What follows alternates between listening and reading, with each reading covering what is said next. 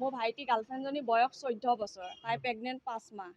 তাৰপিছত এই কেছটো আমি গম নাপাওঁ, কিন্তু তাইও বহুত দিন কোৱা নাই। পিছত তাইৰ মায়েকক কৈ দিলে, মায়েকে কোনো পধ্যে বিয়া নিদিয়াৰ পিছত মায়েকে মোক কৈছে যেনেকেই নহওক খালাচ কৰি দিয়ে। তাৰ বায়েকেও জানে দলবাৰীত বিয়া হৈছে এজনী, মোৰ লগত ডেইলি কথা পাতে, মায়েকেও কথা পাতে।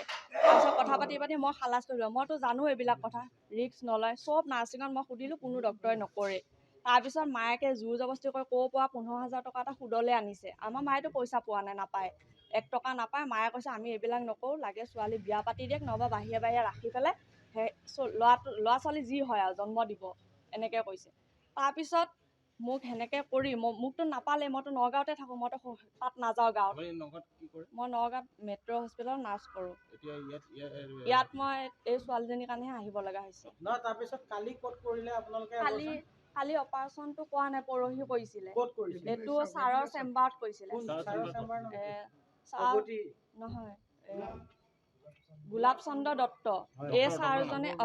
এই ছাৰজনে মই কৈছিলোঁ নাৰ্ছিঙত ভৰ্তি কৰাব, কিন্তু ছাৰজনে কৈছে নাই হ'ব, এইটো সৰু কাম, আমি ইয়াতে কৰোঁ, চেম্বাৰতে কৰোঁ।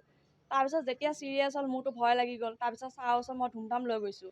লৈ যোৱাৰ লগতে ছাৰে গাড়ীত নিজে ভৰাই লৈ নাৰ্ছিঙত ভৰ্তি কৰাইছে।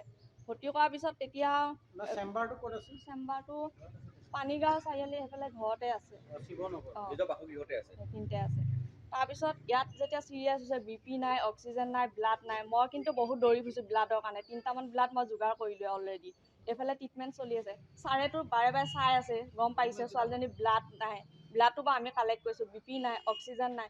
ICU দিব পাৰে বা কিবা এটা ভাল ট্ৰিটমেণ্ট কৰক, কিন্তু ছাৰে সেইখিনি কৰা নাই, গুৰুত্বই নিদিলে ছোৱালীজনী। এইটো এতিয়া ডক্টৰৰ গাফিলতি আৰু সিহঁতৰ মাকহঁতে জোৰ কৰিছে মোক, আৰু অলপ মোৰো ভুল আছে, মই শুনিবই নালাগিছিল। এতিয়া আমি তাৰপিছত মই যে ফোন মাৰিলোঁ, কথাটো যেতিয়া ছোৱালীজনী যেতিয়া মই লৈ আহিছোঁ, আৰু সিহঁতৰ চিৰিয়াছ হৈ গৈছে। তাই মানে অপাৰেশ্যন কৰাৰ পিছত চিৰিয়াছ হৈ গৈছে যেতিয়া, আমিতো ভয় খাই গৈছোঁ। বোলো যিজন ডক্টৰে অপাৰেশ্যন কৰিছে লৈ যাব লাগিব তাত। তাৰপিছত ধুমধাম লৈ আহিলোঁ। সিহঁতৰ মোমায়েকৰ ছোৱালী এজনীও আছে মোৰ লগত। তাৰপিছত দুইজনীয়ে লৈ আহিছোঁ। তাৰপিছত ইয়াত ছাৰে ইমান ভালকৈ হেৰি নকৰিলে। ছোৱালীজনী ঘৰ আমাৰ গাঁৱতে, সৰু চুকাবাহা। মই ডক্টৰক ফোন মাৰিছোঁ। যেতিয়া মই ব্লাড লৈ আহি আছোঁ, তেতিয়া মই কথাটো শুনিছোঁ, সিহঁতৰ ছোৱালীজনীয়ে মোক ফোন মাৰি কৈছে। তাৰপিছত কৈছে মাইনা বেটা জল্দি আহা। তাৰপিছত মই স্পীডে আহিছোঁ। আহি লৈ এতিয়া ডক্টৰক ফোন মাৰিছোঁ, ডক্টৰে ফোন ৰিচিভ নকৰে, চুইচ অফ কৰি দিছে। ছোৱালীজনী 14 বছৰ বয়স।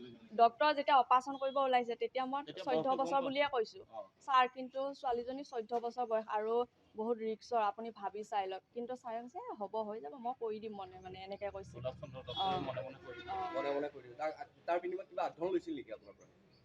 পইচা লৈছে, সিহঁতৰ ঘৰৰ পৰা যিটো 15,000 টকা মায়েকে দি পঠাইছে, সেই 15,000 গোটেইটো লৈছে। গোলাপ চন্দ্ৰ দত্ত, 15,000।